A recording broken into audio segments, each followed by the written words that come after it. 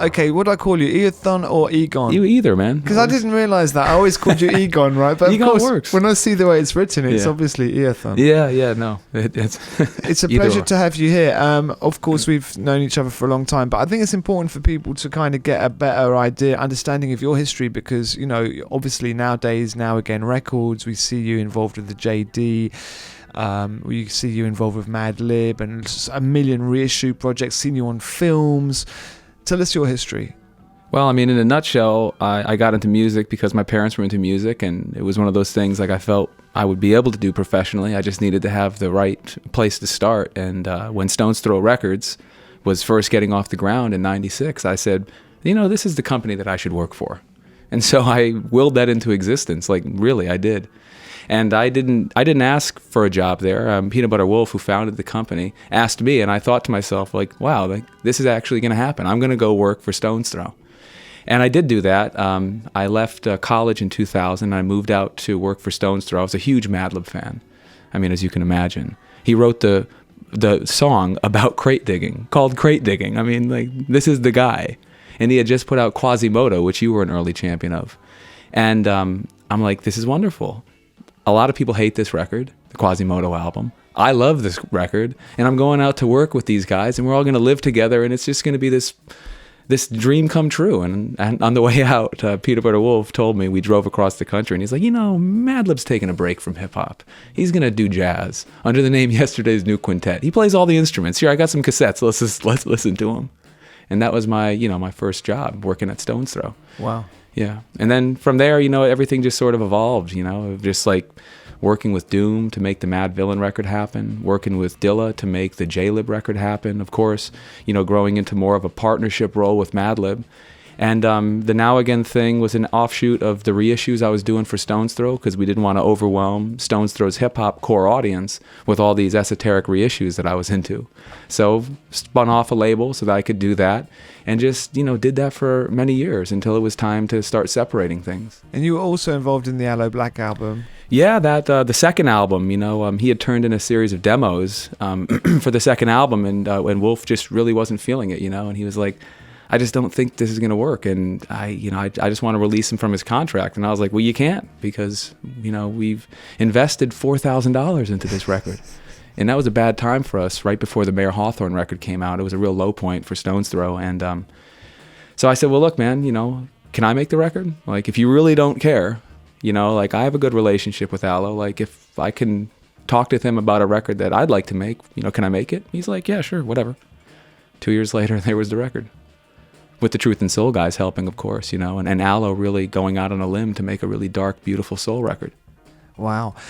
Taking me back further, before you started working for Stones Throw, where were you brought up? I was brought up in Connecticut, you know, a small state on the eastern seaboard. With the Stepkids? Yeah, where the Stepkids are from. I was actually born in the city where they're from, right. Bridgeport, the same city that J-Rock was born in, funny enough.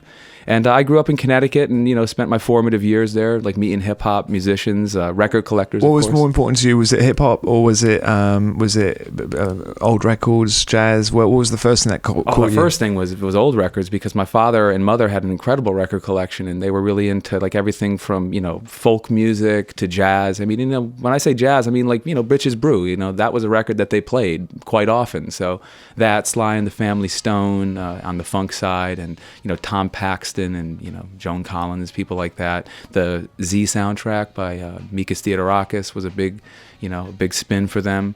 Tom Waits, Rain Dogs, you know, like these sorts of records were the first records that I fell in love with. Great education. Well, I thank them dearly. I mean, you know, they didn't have to take that time, and they didn't have to go through that effort. We didn't have a TV, you know, like they grew their own produce and, you know, showed me Kurosawa films in the theater, you know, like revival films, you know. It's like they went through great efforts to show us that there was an alternative to what was out there. And then, you know, hip-hop came after that. Did that make you different to all the other kids at school? Oh, yeah. You know, I had a hard time when I was in school because this is the stuff that I was into, you know. And it's not like I didn't have friends or anything. I had a lot of great friends. It's just that it was a very different scene, you know. And you're trying to explain to a person who has absolutely no idea about what you're into. And, you know, you fall into, like, you know, different cliques, and you start realizing, well, my opinion matters. And, you know, I'm just going to continue going down this path that seems right to me. And, that's what I did. And so you collecting records immediately after high school, during high school? During high school, yeah. I was lucky enough to meet these hip-hop producers from New Haven who had made some really formative records with EPMD, this guy Steezo, and his producers, Chris Lowe and Dooley.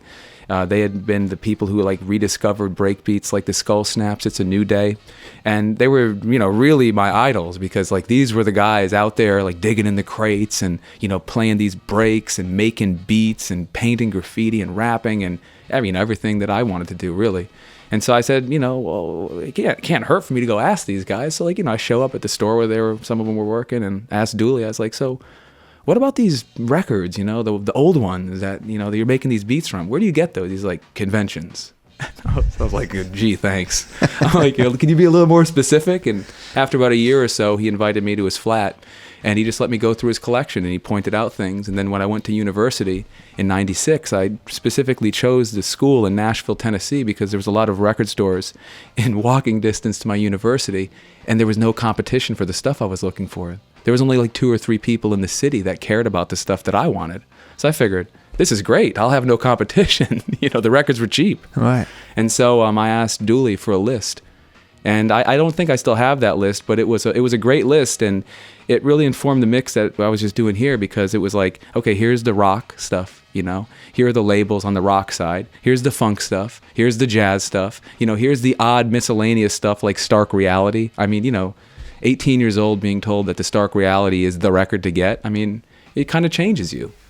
And did you get it? Yeah, I did. It took me a while, but I did get it. And before I did that, there was this drug dealer dude that used to hang out with Dooley, but he basically spent all the money that he made selling drugs on buying rare, expensive records. And he had the Stark Reality, which was a $100 record at the time. And how much would it be now, an original of that? Oh man, over $1,000 last time I saw one sell on eBay. It's an expensive record. Sure. And I remember getting Dooley to introduce me to the guy, and I made my pilgrimage to his house. He's sitting there on the stoop selling drugs, and I was just like, hey, I'm Ethan, and Dooley introduced me, you have the Stark Reality record, can I listen to it? He played me the whole thing. It changed my life. Right, really? Yeah, of course. John Abercrombie's fuzz guitar on that, the drumming, Vinnie Johnson, of course, Monty Stark, the connection with Hoagie Carmichael. Incredible. And that was hip-hop to me. This all made sense from the hip-hop perspective. That was the milieu.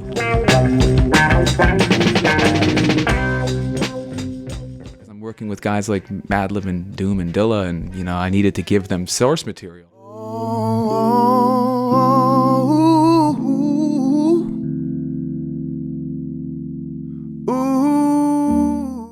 I came to Rio in January, locked up the best studio in town with the very finest rhythm section, and invited many of my friends and heroes from the Brazilian music scene.